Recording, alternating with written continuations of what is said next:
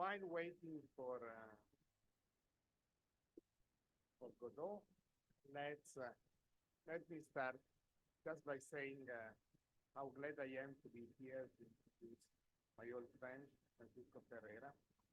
That is one of the world's leading experts on measuring and understanding the causes of inequality and poverty, developing countries in general, and particularly Latin America. Chico, as he's universally known, is the Amartya Professor of Inequality Studies, the director of the International Inequality Institute at the London School of Economics. He's also an affiliated scholar with the Stone Center at the City University of New York, and a non-resident research fellow at the Institute for Study of Labor in Rome, and recently was the past president of the Latin American and Caribbean Economic Association. Chico is an accomplished scholar with, I would say, a unique knack for assessing rigorously what are critical socioeconomic issues and providing solid policy advice. Before rejoining his alma mater, the LSE, where he got both PS and PhD, Chico had a very successful career at the World Bank, where, just to mention a few of his positions, was the Latin American Deputy Chief Economist, the Chief Economist of the Africa region, and finally the Senior Advisor in the Research Department, who was overseeing the bank's analytical agenda on poverty and inequality. Let me skip now his many and important, more technical contributions. What I would like to mention here are two very influential reports that Chico directed or co-directed. The first is 2006 World Development Report of the World Bank on Equity and Development, which made it clear why the full suite of equity and the full suite of economic prosperity have to go hand in hand. The second one I'm particularly fond of, is his 2012 report on economic mobility and the rise of the Latin American middle class, which proposed an original definition of the middle class centered on the concept of economic security. That is what can be done to ensure that the vulnerable, those that one between the middle class and the poor, actually become middle class and do not become poor again. Okay, in today's lecture, Chico will test us on how much do we really know about income inequality in Latin America, probably little, and thank you so much. Without further ado, the floor is yours.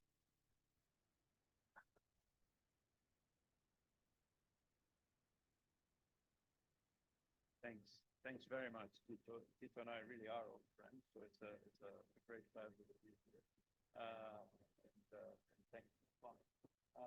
So if you know little about income inequality in Latin America, you are better off than most, because the message from this paper is not particularly upbeat.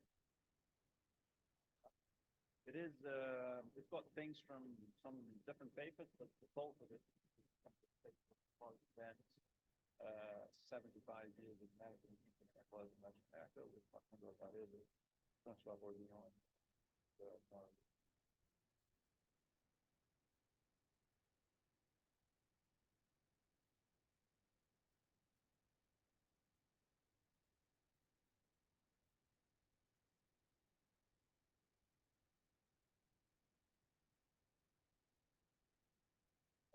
this slide is to say that this paper is part of a broader project called the Latin American Inequality. It's a little bit inspired by the Eastern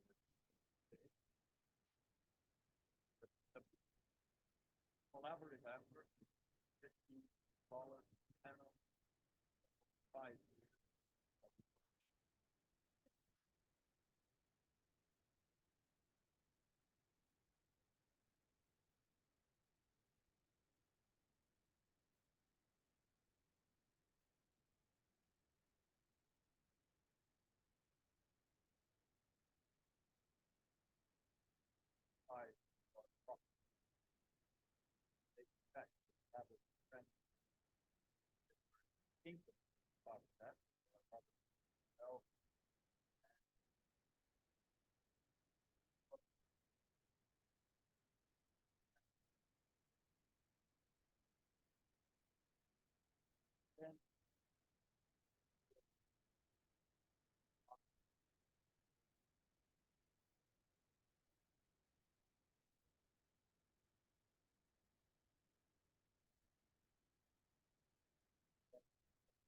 So yeah, so this paper is sort of paper number one, the income paper on this level.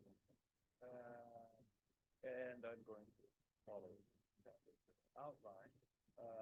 But what I wanted to do is the introduction.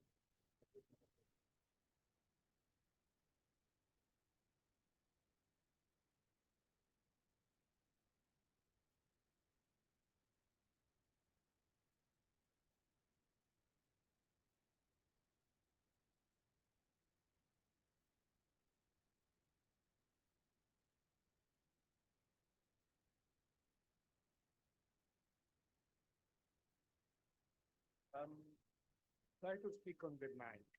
Yeah, I'll speak. Okay. So the introduction, I just want to say, so income inequality has never been as prominent and important in profession, probably, as it is now, with, from a PKT and all of that stuff. But all of us talk a lot about inequality. When Tito and I went to graduate school, maybe some other people here, inequality was not as prominent a topic in economics. It probably was more prominent. So you would have thought that with with the prominence that the subject has and the large amount of work that's been done on inequality around the world, we would know how much inequality there is in a particular country at a particular time. But if you ask your student, or if you are a student yourself, and decide to go and write an essay and tell us, start by motivating and saying, okay, Peru is a very unequal country, and X% of Peruvians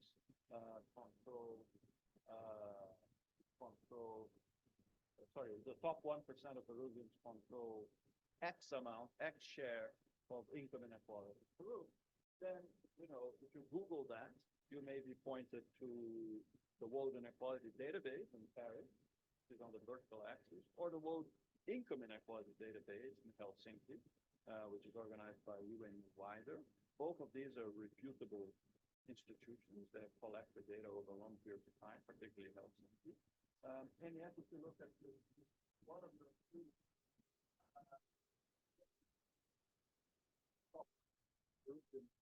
earn 8% of the country's income, whereas if they looked in Paris, they would find that if they earn 28% of income in Peru. Similarly for Mexico, and of course Peru and Mexico are extreme cases, but you can see there's a systematic pattern there. These points on this map are all 53 countries for which data was available for 2020 in both of those series. So I'm just going to ignore what's going on here, and I'll keep going. Now, this is two data sets, okay? The width and the width. They even confusingly sound the same, right? You can look at lots of other sources. You can look at books. You can look at articles that were published. You can look at national statistics.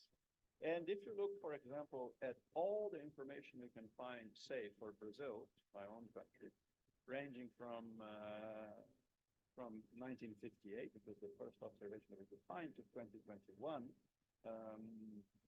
this is what you get. These are hundreds of unique. So, for example, if you ask yourself, there was a census in 1960, which was widely used to calculate income inequality in Brazil, and you can see here that estimates of the Gini coefficient in 1960 ranged from 43 to 70 something. It's an amazing range. And you would think, well, that's the 1960, maybe things were difficult then and it got better, and for a while it did.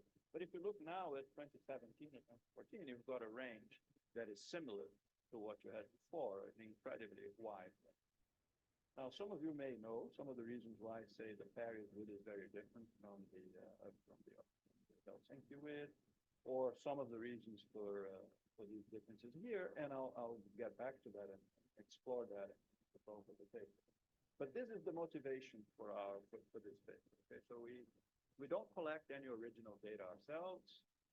We attempted to review the statistical evidence, the extant statistical evidence on income inequality in the region, for as long as we could go back, really, in the 20th century period. So the last 75 years or so, I think our first observation in 1948. And of course, we find wide ranges of comparability issues across time and space, but particularly worrying is the fact that there is this heterogeneity for the same year in itself. For the same year in itself, year and country itself, for the same year and country itself, you see these big variance, big variation in the estimates, and that country. So are all but one of them wrong? Or are all of them wrong? They can't all be right, obviously. So what we're trying to do in this paper is, to try and summarize what can be said with confidence about both the levels and dynamics of income inequality in this particular world. And I think much of what I'll say is Latin America specific, but not all. And some of it may be generalizable to other places too, and I'll try to make it as we go along. So there are these differences, right? So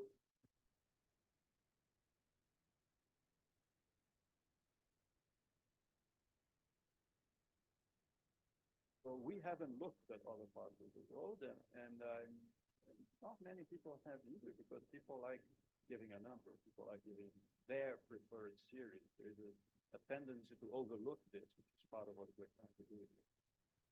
But I will mention a debate that you might have seen in the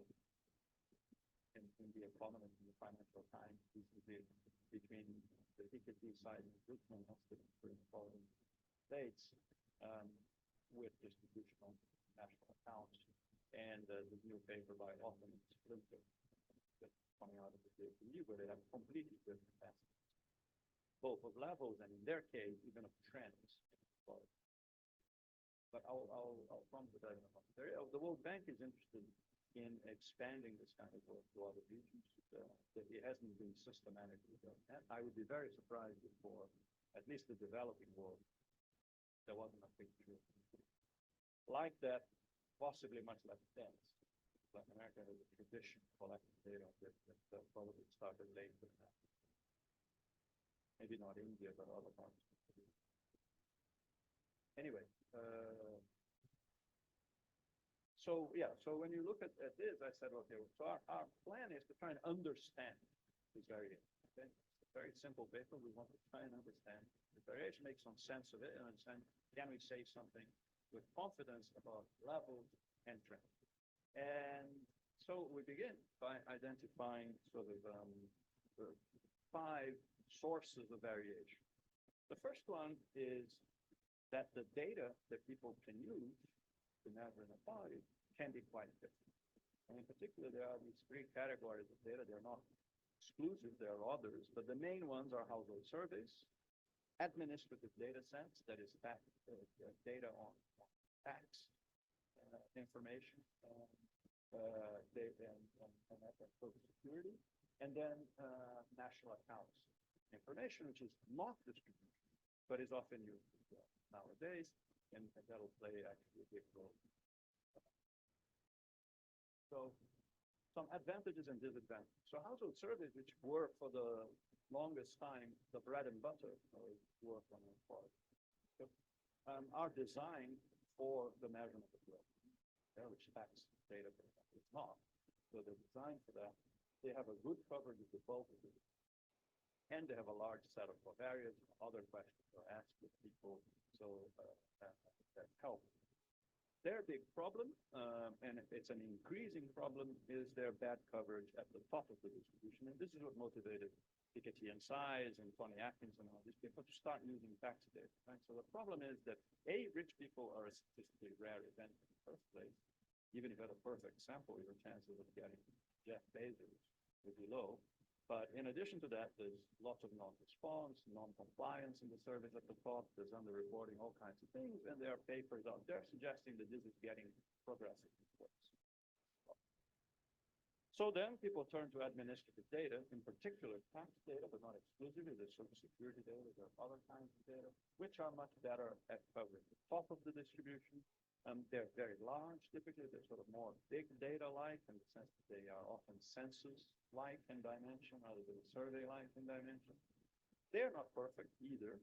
Two problems with that. One, they still suffer from evasion or avoid tax avoidance. But in a place like Latin America, this is less relevant. In a place like Latin America, or pretty much anywhere in the developed world, tax data by definition does include informal sector. The informal sector in a country like Brazil, which I showed you, is 40-something percent labor. In other countries, it could be higher. So yes, the surveys didn't cover the top, but these guys in tax data don't cover the bottom or the middle. And so there needs to be a combination of the two, and we'll come back to that. And then national account aggregates, what's their advantage? Well, there's almost no information on distribution accounts, but they are thought to produce a more comprehensive coverage of the overall flows of the economy. And so people try to use those aggregates to scale things up, and this is something to come back to. But when you do that, of course, you've got to make assumptions about how.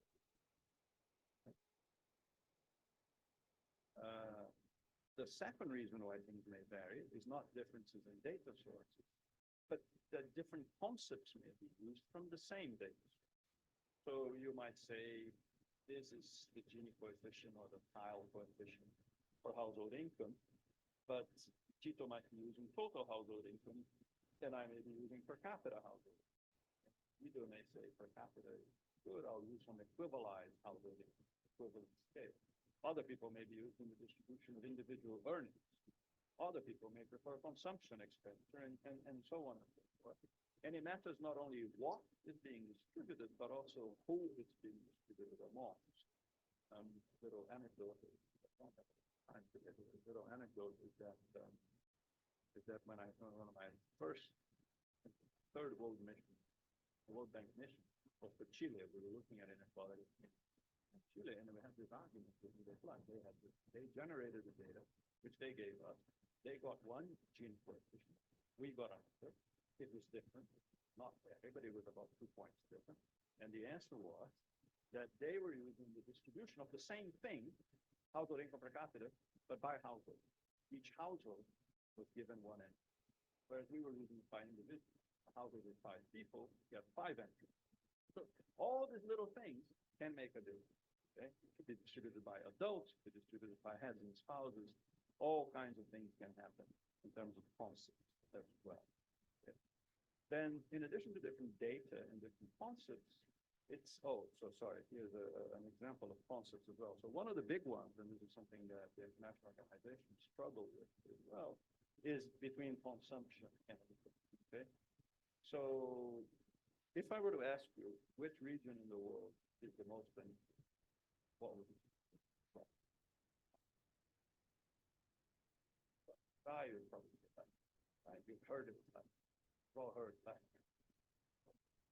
Well, and then you look at a graph like this, which I was involved in producing with a couple of colleagues when I was at the bank, and indeed, in yellow over there, there was some 500 and something Ginis for many countries across the 7 different regions of the world, and we averaged them and we looked at them over time, and there is yellow, the Brazilian, the Latin American graph with blue.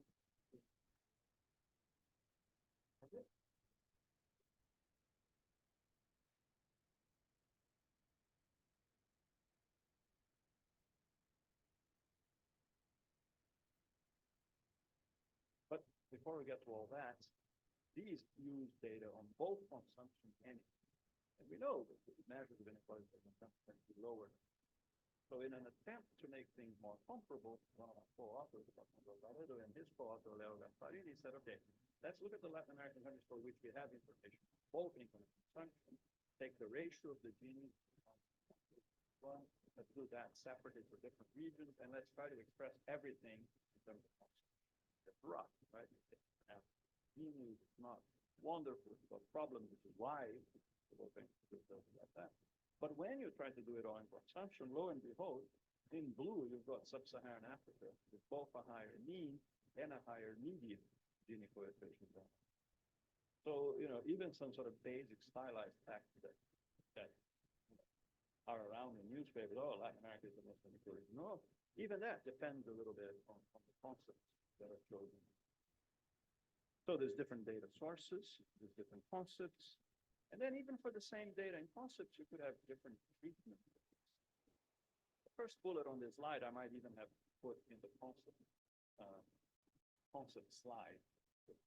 That is the household income per capita you're looking at net or gross? And you'd have thought this is pretty stable stuff. In Europe, you do get net or gross very clearly specified. In Latin America, not always. You know, despite our long tradition of collecting on the data. In fact, perhaps because of that tradition, because taxes were so low and so restricted, people just asked about without being clear about whether growth they were asking. And once you ask them a questionnaire like that, you can't really do much. You don't know what. But in addition to that, you could treat outliers differently, you know, people could trim the tails, like Windsorite the tails, to do spatial price deflation for different costs of living, differences in cost of living between Buenos Aires and Doxa. Could we impute rents for owner-occupiers or not? We could say there's non-response. We're going to correct for the non-response. How are we going to correct for the non-response? That is to say, when most of us produce these lines, right, they're really hiding how the sausage can be made in many different ways. And when we look at those graphs that I showed you earlier, it seems to match. Now, variety 4, I'm not going to spend any time on because it won't really matter here. Variety 4 is just different indices. And that's well known, of course, about style or something else. It may give me different answers. This is an example from that same Chile experience of long ago. Going down in one phase while the E2 is going up. So, and we know probably, I don't know how many, but it is, but you know, we know that when the Lorentz curves cross, measures of inequality are sensitive to different parts of the distribution. But this is not a problem we'll have here because that graph I showed you was just for the two.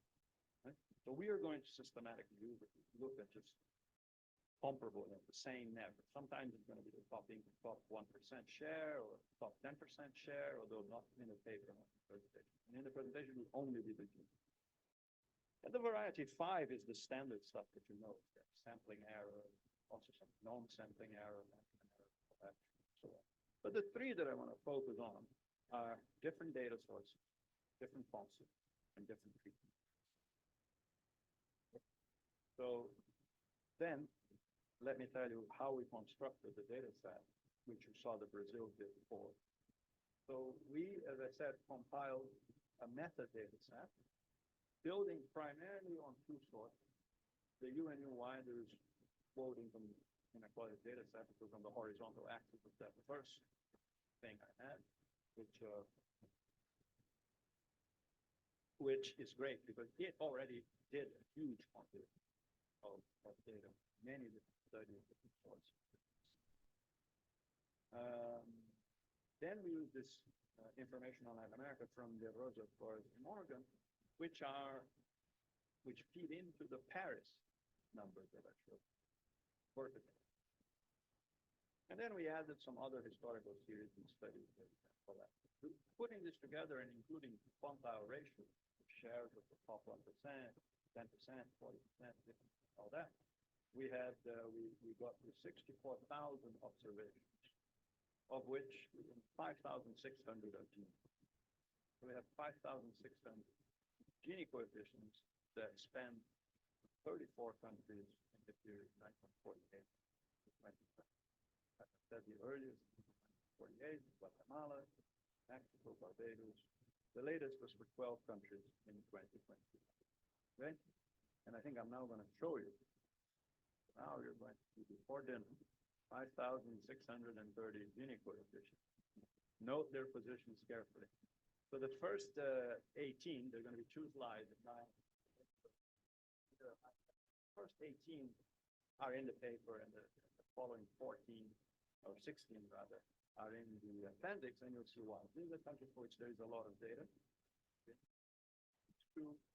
And then you get to a lot of the Caribbean, where you have less data. If we have time later, about Barbados, where there was very good data, largely to the British data collection. And then here is another. So these are, this shown in 34 countries. Okay. And we've got these. And then we said, okay, now let's try and understand of those varieties, particularly varieties 1, 2, and 3, what can we say? So we said, well, let's start with the household system, because that's what we always, that's the workhorse. And so let's separate that data source from other data sources. Data source will be household surveys. Typically, they are the same household surveys. Not always. Okay. So we're going to look at household surveys. This is kind of a busy slide here. I don't necessarily want to read it. All it says is that the region does have a history of collecting household surveys. In the late 40s and 50s and 60s, it was often done not by governments, but by universities. There by Chile. From the 70s in the pioneer countries like Argentina, Mexico, and Brazil, to some extent, we started having systematic, nationally run by the statistical. So because of this, in looking at the series that began in 1948, really we're going to end up looking at two phases. Phase 1 is the 1940s, 50s, 60s, and phase 2 is from the mid-90s. And in particular, this is not only because there was less data in the beginning, but because, and this is an interesting thing which I learned was that in the 40s, 50s, and 60s, people who were interested were also interested in social. The analogy of national accounts, and even input output social accounting was connected with the analogy of household. So many of these early ones actually are based on household surveys, but augmented by national accounts and other things, much as we've gone back to doing.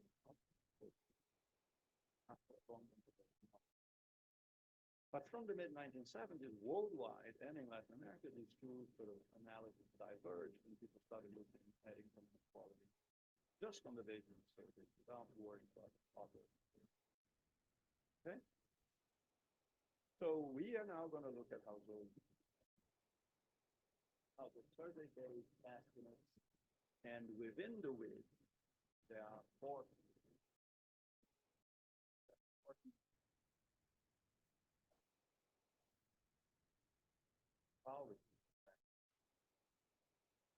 One is this list, the Luxembourg income study. Then those are going to be followed. And then in blue dot will be observations outside this series, but which also use household income capital. And then in gray, observations that use other concepts. So that's when in gray is going to be the variety. Different concepts. Okay? So there. So it starts looking a little less massive than before.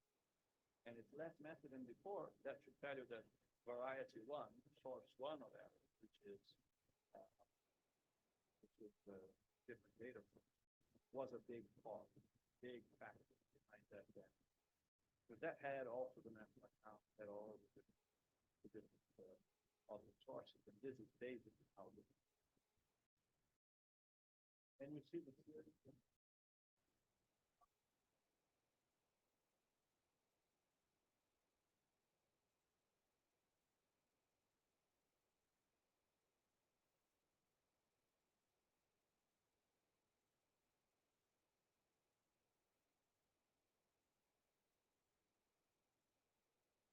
Summarize it for you, but before I do that, I'd like you to notice that there is something emerging here. That in terms of trend,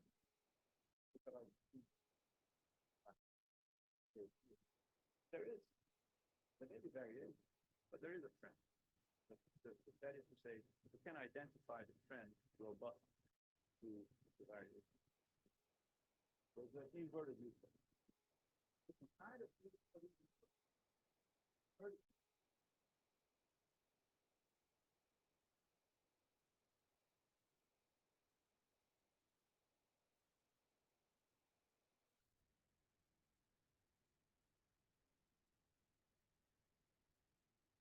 bars here are covering the data points that, as I say, not only how the service is online, but the other. So from the 1970s on, we've got these are the other. So now not going to show you. We don't even do it for the Caribbean countries. Very little data because it's not for them, but they do it for these 18 countries. You again see, if you look at Uruguay, if you look at Peru a bit, if you look at Mexico, Paraguay, you see Venezuela, you see this kind of U-shape, kind of Kuznets curve like. You don't think it's really a Kuznets curve. So then we can summarize the information about the variation in these series just by looking at the range. Just by looking at the range at any point in time. Simplest thing is what is the range?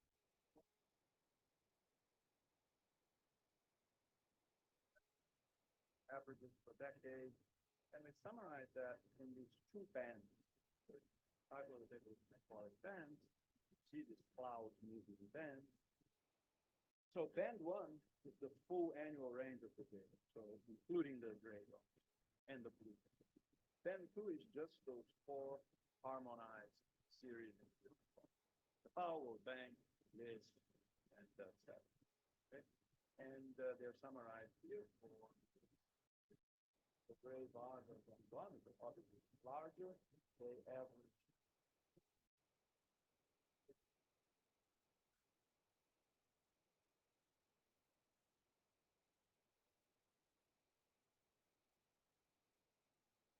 glass half full or a glass half empty, in the sense that when you're really pretty harmonized and only household surveys, and it's householding over the same concept,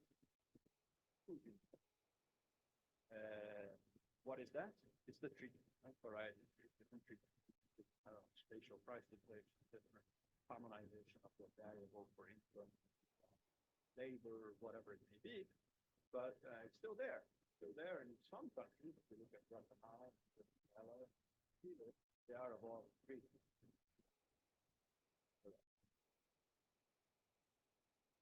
So this is what I think I just said.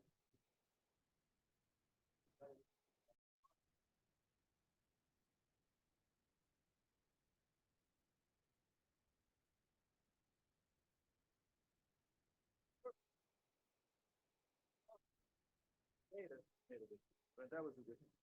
These graphs and those first ones that are large.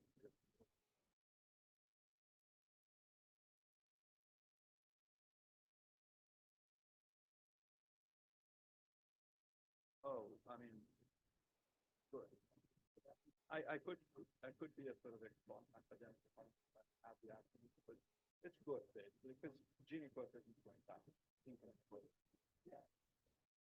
No, it's good. But, colleagues of mine would find ways.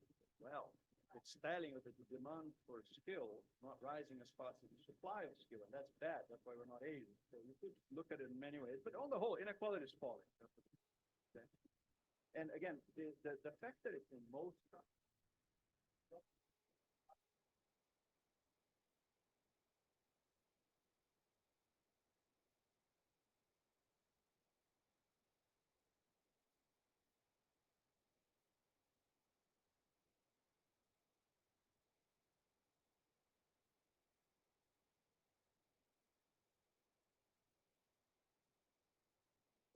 So that's that.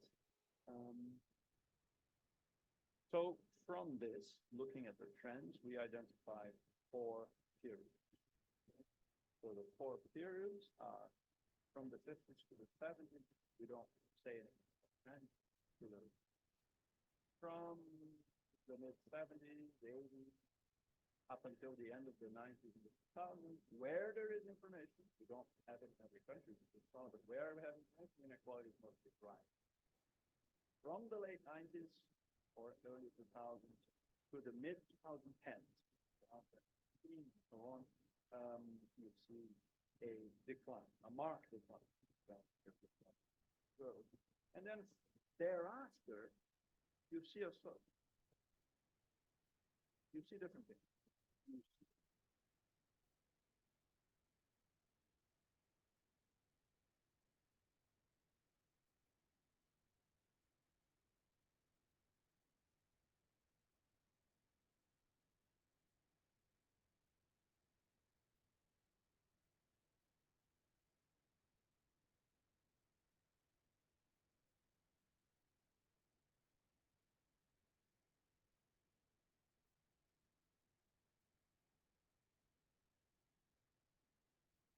The other thing about the tell that we may or may not be able to tell it here, but we can tell the peaks and troughs are not identical. Sometimes it started earlier, not later, peak earlier. The big exception is, as I said before, Costa Rica, where we don't see any new curve of any kind. And if you, before you ask me, let me say that I don't. Why?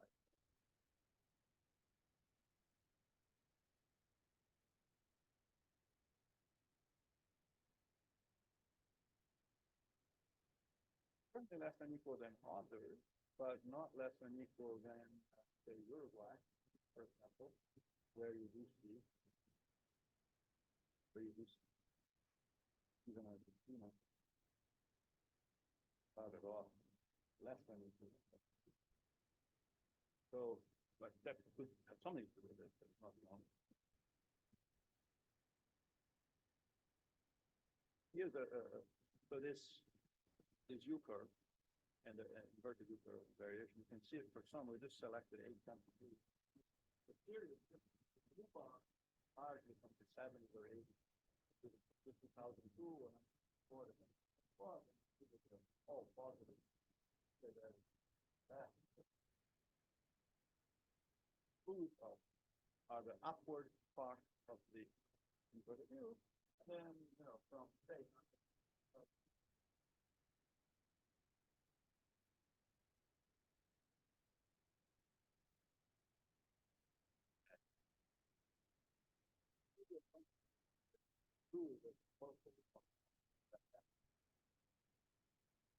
But the green and the purple, it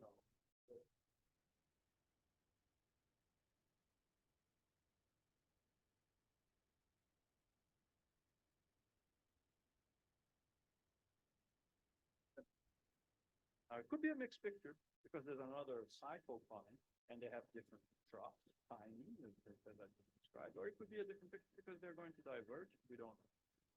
Okay.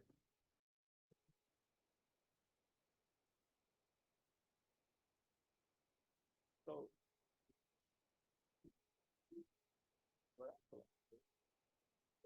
we have different each country. The idea is that it's from the specific country.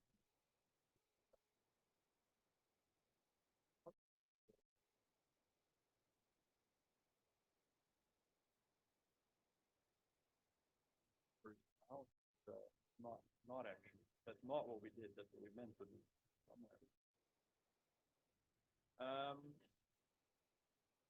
So, okay, that's how those service. Now we're going to bring in the other data sources, but in particular tax data.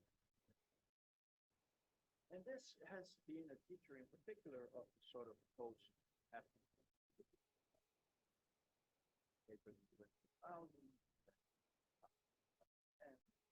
And there have been a number of papers on that in Latin America, and so we use those, and in particular from this now these adjustments also suffer from data. Now, let me summarize them very.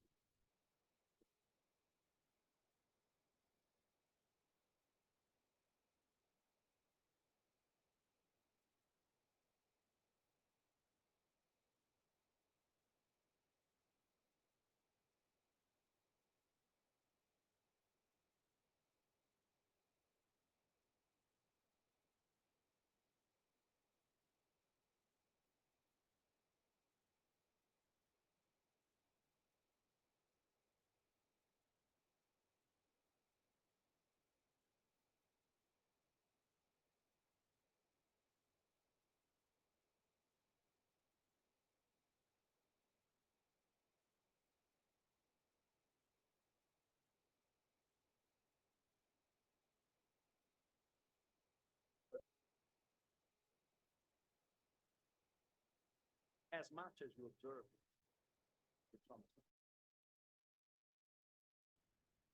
Methodological challenge. So as I said, you have to combine tax data typically the way it's done by choosing points rather than using more activity. So that in either equate or place or you do a combination. This well, I go to it. Here's one that's very for but then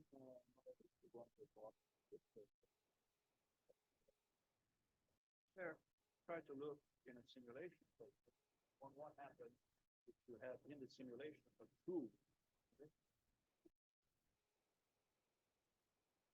At this point on, the fact data is what you look at, right? By creating it. And then they use the method to find that. And the method varies.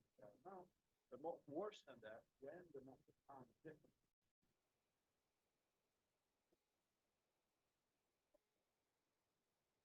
Well, the methods that are produced by this synthetic series that combine the things are not robust to assumptions which are quite good.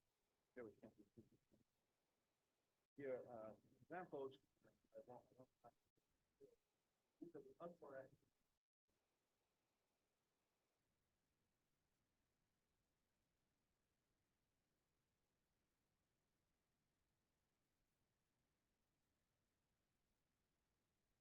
Using different methods. So, the way it says replacing P90, you start at percentile 90. Replacing P99, you use only the third into 99, and there you BFM is the embodiment. BFM reweighting only is variant. So it doesn't matter. The thing is, people are using different things, and the range. With that in mind, and then what happens? So I'm getting to that now. So these are now when we're doing this, we only have 10 countries left because the photo was morning 10 countries.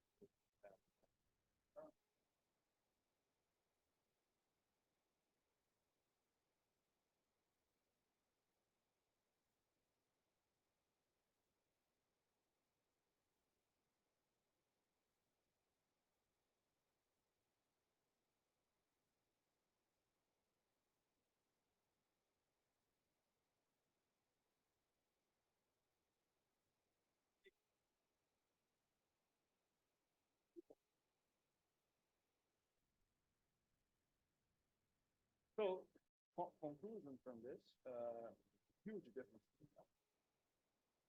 Huge difference.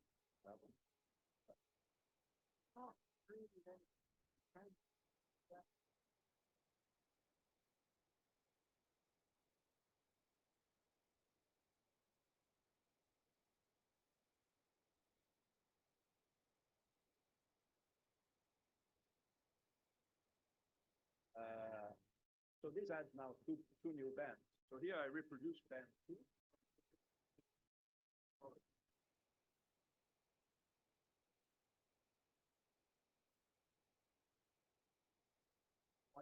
Here in these 10 countries, it averages 1.7 Gini points. Okay, but when you bring in the tax data, you create band 3, you blue one, the average of this is 10.4. And then when you bring in the national account, you go to the yellow, this averages 15 points. But if you say those first graphs that I showed you, first for Brazil and first where you see the big clouds, that's the width of that band. The width of the order. That's the it varies across countries. So I'm going to skip drivers.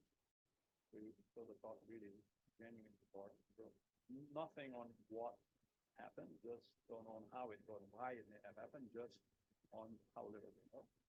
And so I will then conclude by saying that there is considerable variation for the same country. Some of this is simply an error, but some quite important with a concept definition data in the bulk of the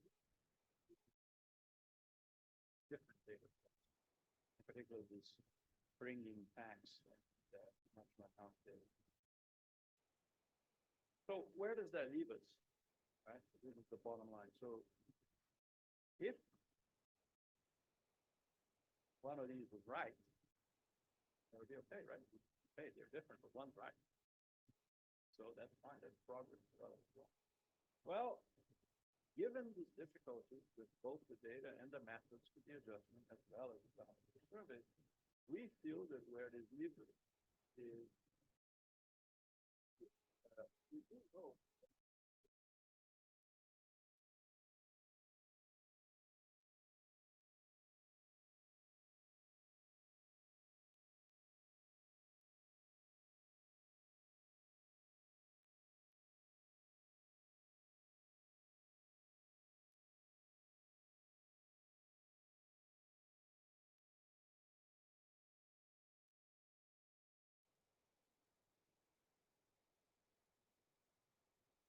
I haven't said yet, I said the tax data is first. The national account data is one. So when you scale the national account, you do two things. First, you assume the national account total is right. Second, you assume that it's distribution. So because of that, we think that there is genuine uncertainty about that. So that we should look at these bands rather than a single point in time. Fortunately, the one thing that remains is that the trend will appear.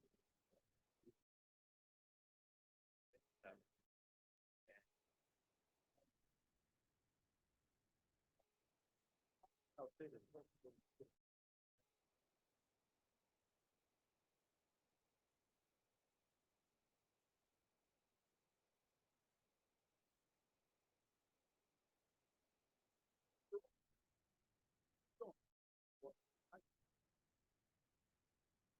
As I said, not an uplifting paper. Thank you for listening.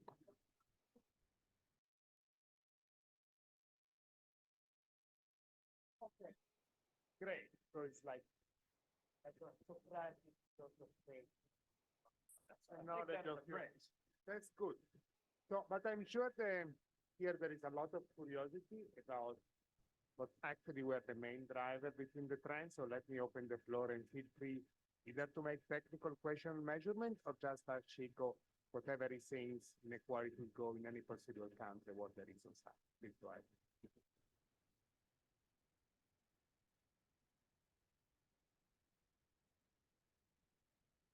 Good evening. Thanks so much for the talk. Please just introduce yourself. My name is Francesco. I'm in the Masters in European Public Policy. I grew up in South Africa. And I'd be curious to know, you mentioned the informal sector. What do you think the governments do in the private sector to try and blend in the informal sector to fight and that? Do you want to answer one by one? Or?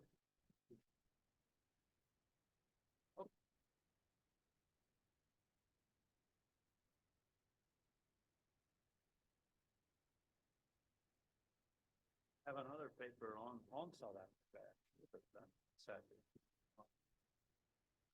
But the informal sector, it's a really interesting question. Let me say, I mean, we could go on forever, and I don't know really that much, but I'll tell you what I think about the first Latin America and the second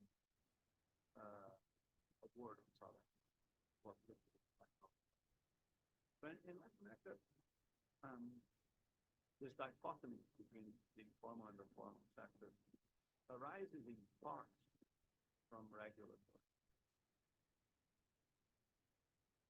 There is a tendency to create redistribution mechanisms that are contributory and that are, basically tax, labor, income, formal tax, that are non-contributory to informal. There are different tax treatments of firms. There is a inability of the state in these countries to get information on and tax a very large range of small firms. One of the papers in the project are about sizes of firms, which maybe quantitative, I don't know, it's not characterized by very large firms. right, by an enormous, very small, mostly small. And actually, to compare that with the last person, it has many fewer large. People sometimes talk about the missing middle, but even the top of the firm size. So what to do about that policy line? There are many people.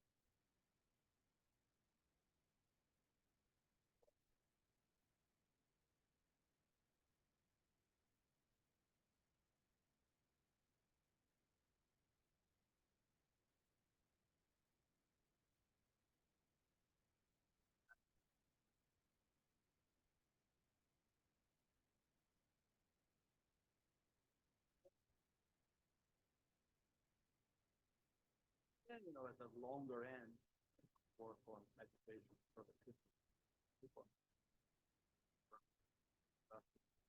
and hopefully it'll grow harder.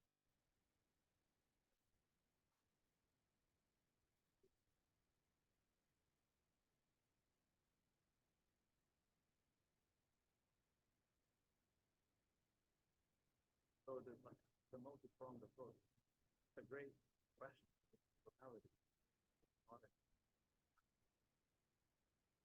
South Africa, I would just say one thing kind of is that South Africa has an added the ability of separate perspective from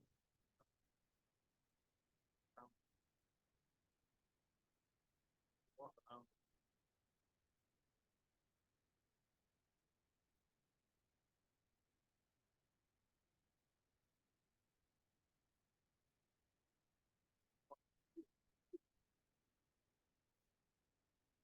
Separate at the moment travel.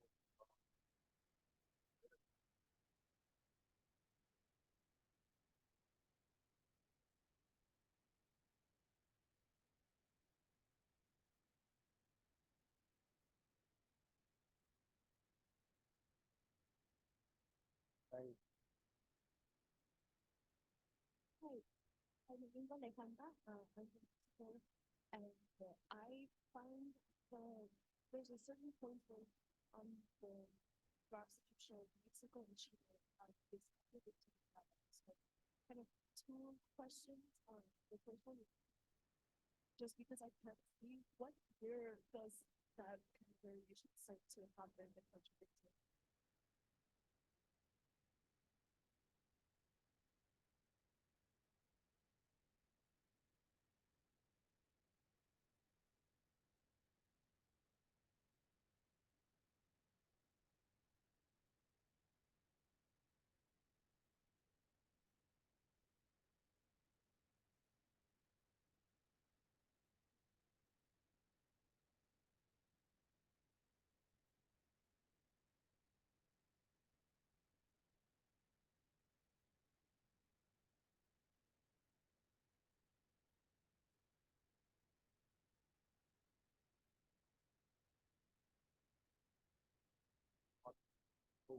Cycle, which had a lot to do with many developments in Latin America in the 2000s.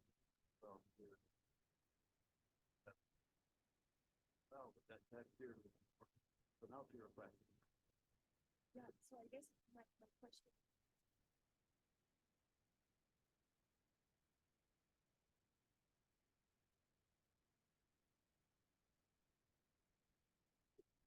This paper was, in my defense, part of it, about 515.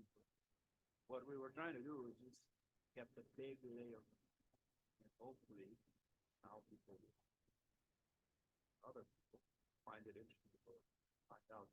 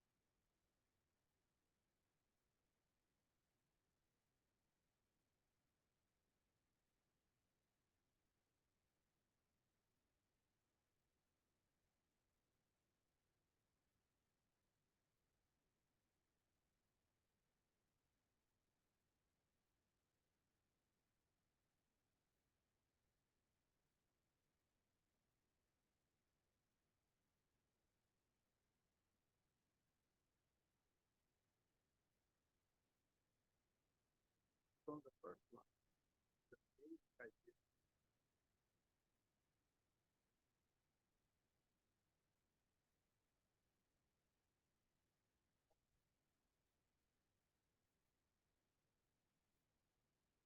Active part.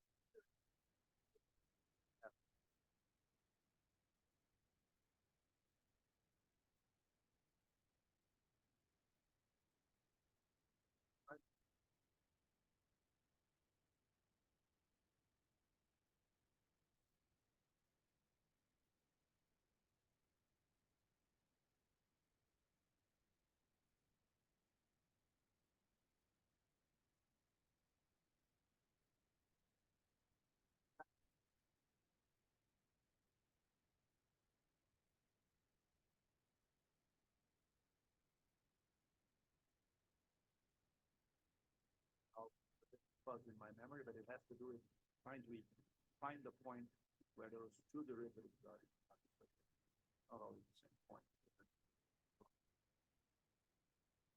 Thinking another things are much easier, right? P99, let's see how robust it varies and take different points at the top of the derivative.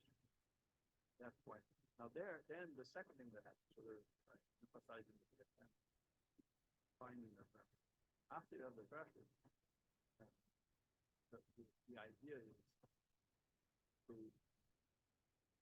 look at the proportion of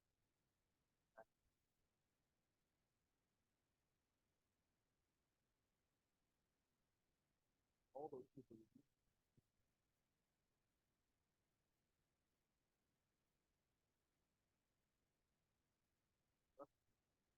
Or but also the levels of it. I'm going to replace it on time.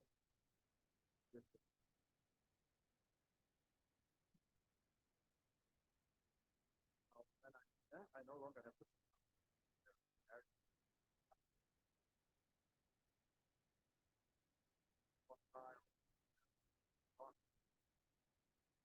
And obviously, because you've added a whole bunch of people, that one there, you've got to reduce the weights of the other. And so in each of these steps, there are different things. But more or less. Nora, let's take that up.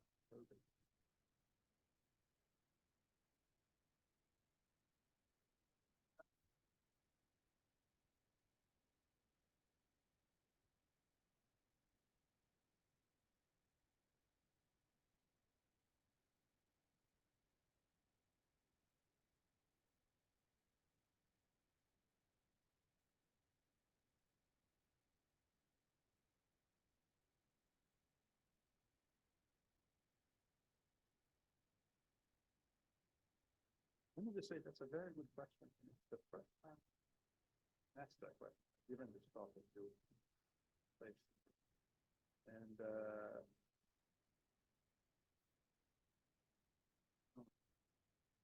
I think it's a great question. And so thinking on my feet, I think we will be in a better position once we have criteria for choosing between those concepts. I think in the end, the sort of BFM approach is promising, even though some of my co-authors is it. Because otherwise, P90, P95, I mean, you've got to have a reason. Whether it's exactly these equating, then you could see where the equating derivatives comes from to avoid sharp breaks. But whether that's the best way or not, I don't know. Once we have that, there's still going to be margin for assumptions of different. But if that bend gets the bend,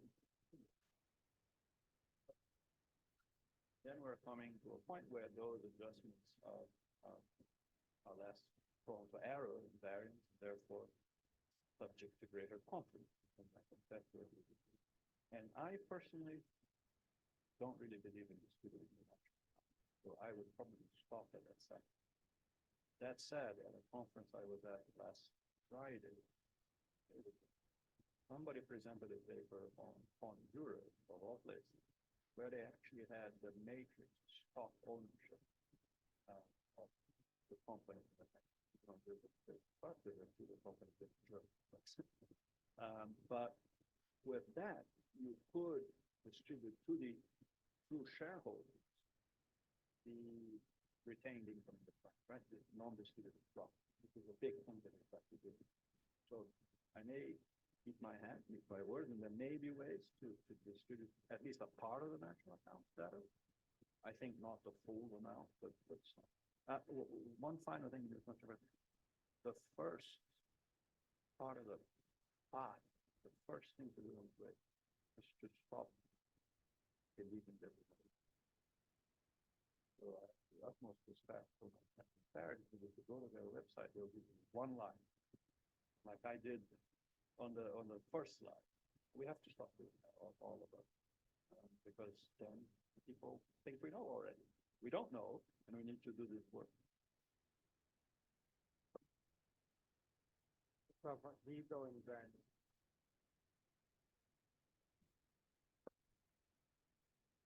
Thank you for the great discussion. And I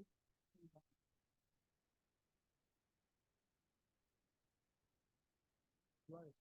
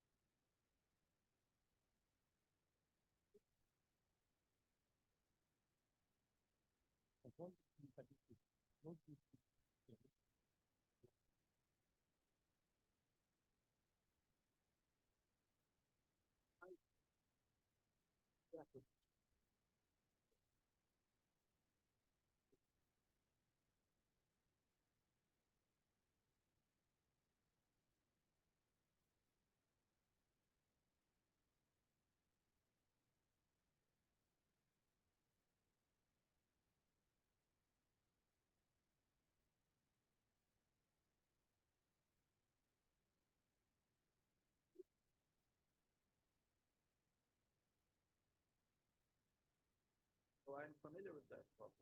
Now, in Brazil now, if you ask the survey, so I know what the survey is.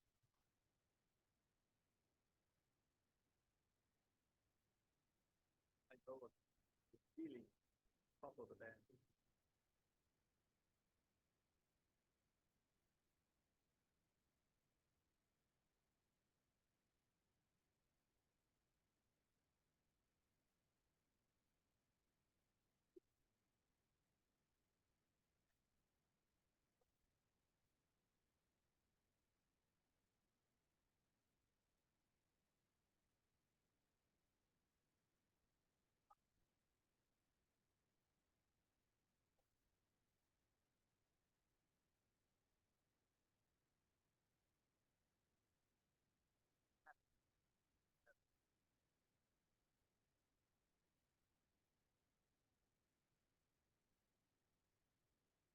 Still going to be an error. Then we'll do that. So the true answer, I feel, is that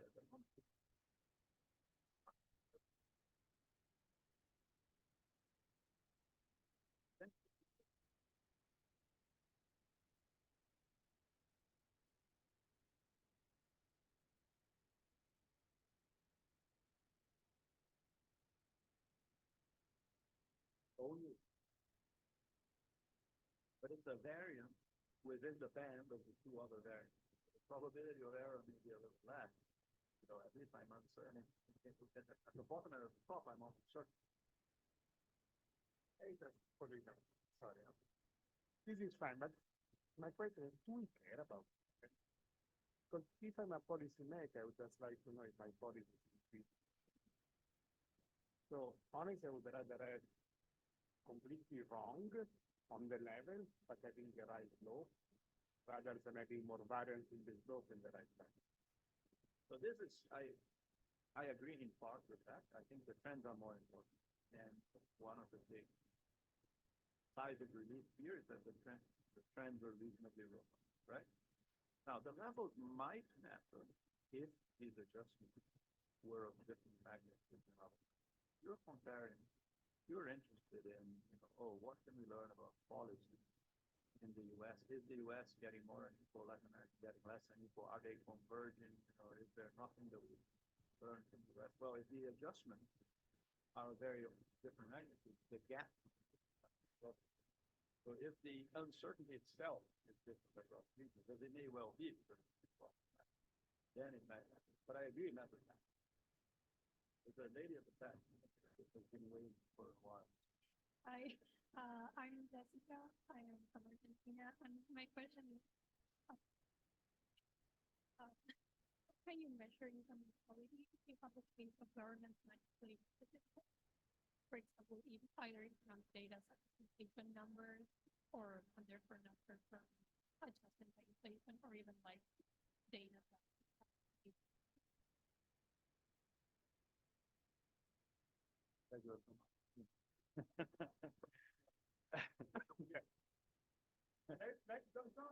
Don't treat her way. No. You're already at classes on. Look, you are absolutely right. I mean, it's, when people start messing around with the statistics, we start the paper with referring to an old quote by Steve Leach says that economic statistics are the window through which the windows through which we look at what's going on in the economy, and even though they're scratched and fogged, we still can't resist peering through them, right? Now, if government then deliberately pull a blind over them or fog them further, it would be very bad, and what happens to inflation. But there was, I think, a private sector that was trying to provide an alternative to that.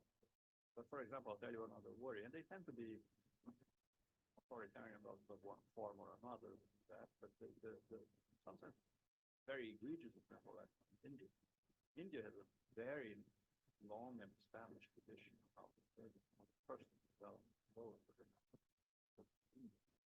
and there used to be the thick round, they call it, thin round, thick round. The thick round was every 5 years, and it had the consumption data. Now the last one that's available with the thick round, the surveys are available today. The income and consumption data not been made public since 2011. That's 13 years in a major country of 1.1. The largest country in the world, not past China, the largest in the world. So this was a problem we had when we were trying to calculate the global poverty numbers. How can you do that without India, which still has the second largest number of people in the world after Nigeria?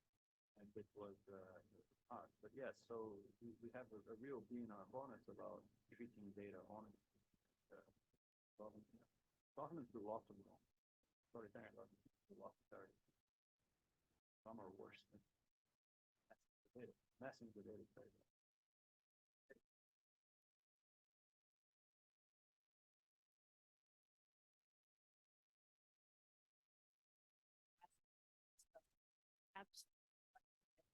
Thought they needed.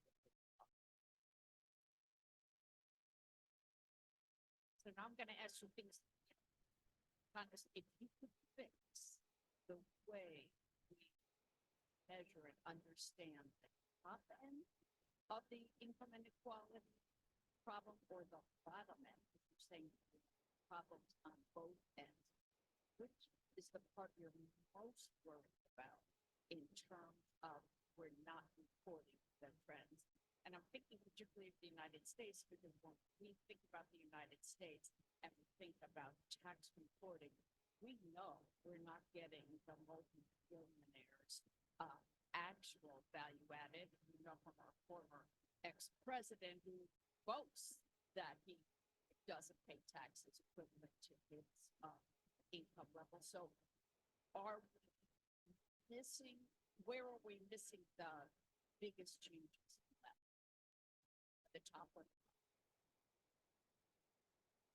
A great question. I mean, I think how those surveys on the whole works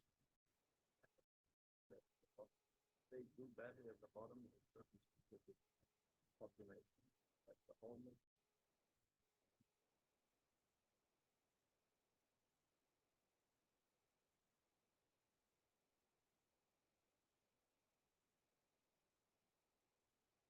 Oh, we kind of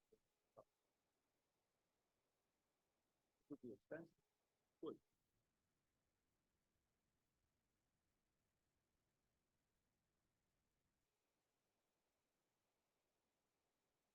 Really. And but the rich, the problem is the rich is they don't want to answer the questions and they want. That said, South Africa, Murray Librand and company, the University of Cape Town, managed to, in the last round of the mid survey, they managed to oversample rich, put in a real effort, oversample rich, but it made a big difference. It depends a little bit. But if I were particularly interested in doing something about extreme poverty, say I would go to prison in the home.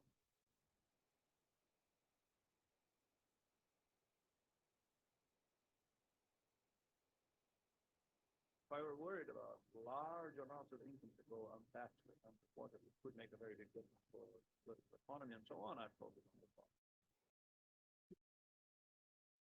Got questions? Yes.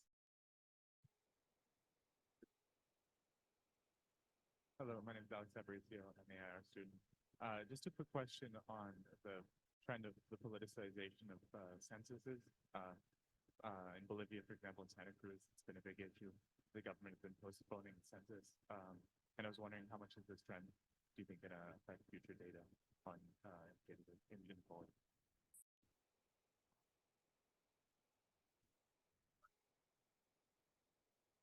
You don't say anything about in this paper, but perhaps you should, because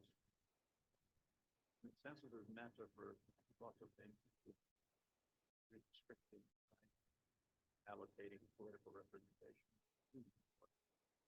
They also matter for setting up the frame for the housing system. So how the sample is conducted depends on the sampling frame it comes from. So you're right, they matter a great deal, and they might add, contribute an additional source of uncertainty to the extent that censuses are being manipulated, and there'll be a cascading effect through this. It's just another example, simple concept of but there's a much cheaper. The manipulation of data and data. And in some sense, it's often work.